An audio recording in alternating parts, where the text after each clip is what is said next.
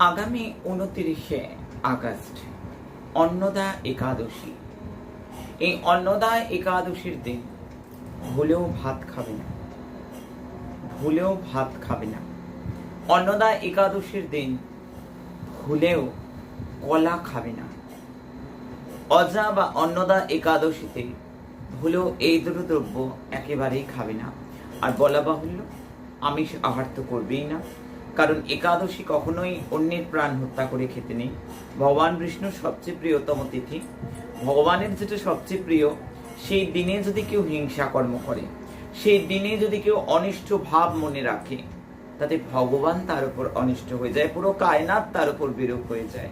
কারণ ভগবানের দিনটি প্রিয় অত্যন্ত। তাই মাইন্ডেড, ভুলেও কিন্তু অসৎ কর্ম নয়, সংহার কর্ম নয়, হিংসা নয়।